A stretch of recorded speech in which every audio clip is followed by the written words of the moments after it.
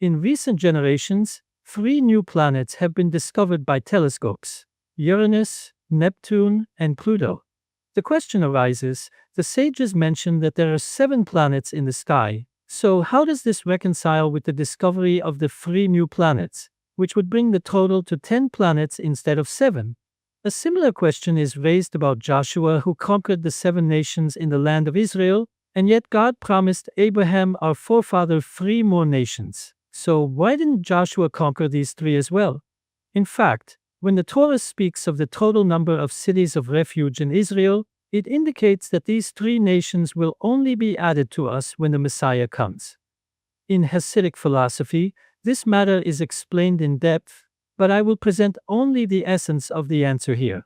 First, we need to analyze the nature of the difference between the number 7 and the number 8. It is explained that the number 7 is associated with the reality and boundaries of the world, which is why there is a cycle of 7 days in a week. This is how God created the world. The heavens were created in such a way that one can distinguish 7 moving bodies in the sky, 7 planets. Specifically 7.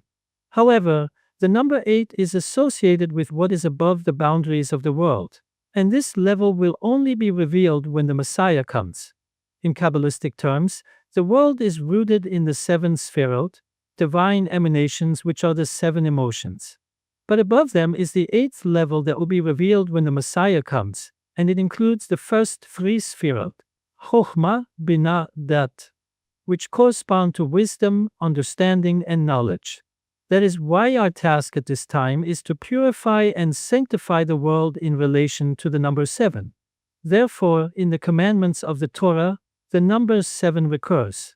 For example, the lighting of the 7 candles in the temple, the 7 days of Passover, the 7 years of the sabbatical cycle, and also the counting of the Omer and the Jubilee, which are based on 7 times 7.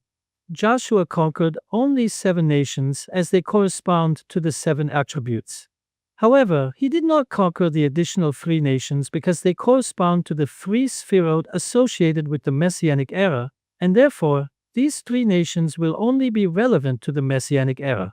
According to this explanation, one can also understand the matter of the 7 planets. For it is also stated that they correspond to the 7 attributes. Therefore, God created them in such a way that they are visible to the eye and revealed to us as planets. But the 3 new planets are related to the Messianic era, and therefore there is no reason for them to be revealed before that. And the moment they become relevant to us, they will be revealed. Therefore, it is brought in the Zohar that the revelations of the Messianic era will be accompanied by the appearance of new stars in the sky. As Bilam prophesied, "A star shall come forth from Jacob," a prophecy referring to the Messiah. The sages explained that in the future, a new star will be revealed, and it will be the star of the Messiah. The appearance of new stars in the sky symbolizes a new revelation and spiritual abundance in the world. The other 3 nations have not yet been conquered, but the 3 planets have already been revealed by telescopes, even before the actual coming of the Messiah.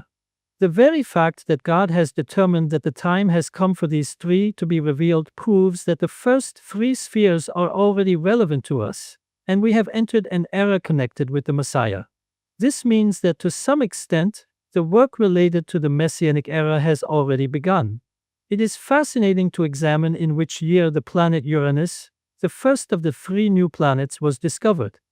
Even in ancient times, some noticed that with great effort, the planet Uranus was seen in the sky.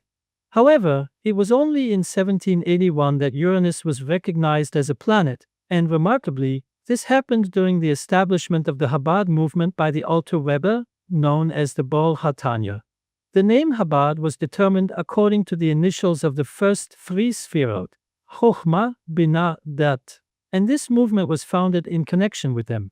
Indeed, it is very astonishing, since the Alter Rebbe demanded from every Jew to study the teachings of Hasidus, the secrets of the Torah, which is a taste of the teachings of the Messiah. For this purpose, he composed his book, Tanya, in which the foundations of Hasidus are explained. All this is because a new era began since then, and the proof of this is the discovery of the planet Uranus. Thus, It is clear that the discovery of the planet Uranus is connected to the Alter Weber because it was revealed specifically in his time. And so it is with the other planets. The fact that a particular planet is discovered during the main Tzadik's era of that generation, the main righteous, specifically connects him to that planet. Or more precisely, the discovery of a new planet indicates the revelation of a new spiritual light in the world by that Tzadik. Therefore, by analyzing the position of this planet in the zodiac wheel at the time of his passing, the Tzadik's role in the world is revealed, as we will elaborate in the lessons on Hasidic astrology. The conclusion is that there are no coincidences.